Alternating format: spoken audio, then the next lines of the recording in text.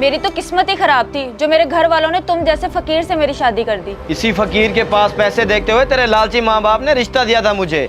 और वैसे भी इस काम में बुराई ही क्या है? बुराई क्या है? तुम इस हुलिये में नशे बेचकर लोगों के घर बर्बाद कर रहे हो।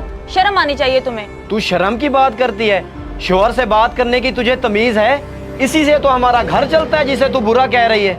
मोहल्ले वाले तरह तरह की बातें करते हैं। मुझे तो डर लगा रहता है कि कहीं तुम्हें पुलिस ना पकड़ के ले जाए, वरना अंजाम बहुत बुरा होगा। तू अपनी काली जुबान बंद रख।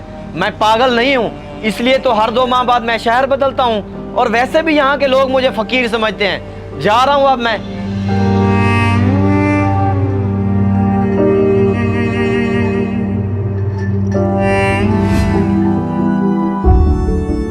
शरोज यार, ये मंशात फरोशी अब नासूर बनती जा रही है और बड़े बड़े अच्छे घरानों के बच्चे और बच्चियां इसके शिकार होकर तबाह होते जा रहे हैं। जी बिल्कुल, आप ठीक कह रहे हैं। सूरत-ए-हाल काफी बिगड़ती जा रही है। हमें फिलफोर एक्शन लेना होगा। अभी जैसे कि एडिशनल आईजी साहब ने भी कैंपेन एक स्टार्ट की हुई है, डीपी साहब भी बड़े कंसर्न है इस मामले में। तो यार किसी अच्छे गैंग को बस्ट करो, कोई मगरमच्छ पकड़ा जाए ताकि जो है इनका काला कमा हम लोग कर सकें। जी इंशाल्लाह हम जल्दी ऐसे गिरोह के सरगना और मंशियात की बड़ी खेप को पकड़ लेंगे। शरोज, मुझे बड़ी तवक्को है आपसे और मुझे उम्मीद है आप कर लोगे। जो नफरी जो रिसोर्सेज चाहिए मुझे बताओ और करो इस इंशाल्लाह। जी मैं पूरी कोशिश करूंगा कि जल्द से जल्द उस गिरोह की निशानदेही करूं। ठीक है, विश यू गुड लक। अस्सलाम वालेकुम।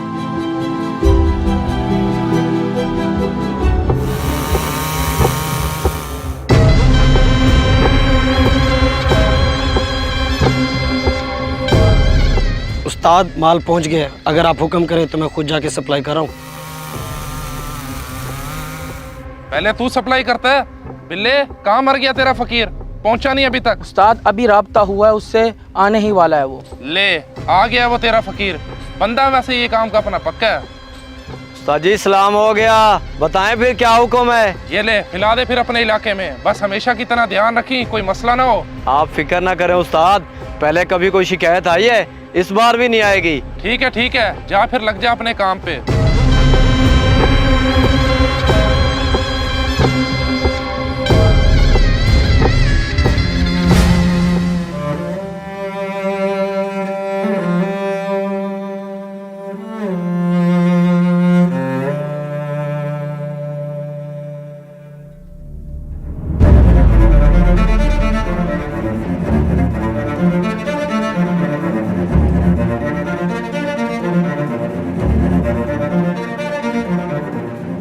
उस्ताद मुझे भी थोड़ा सा माल दे दे।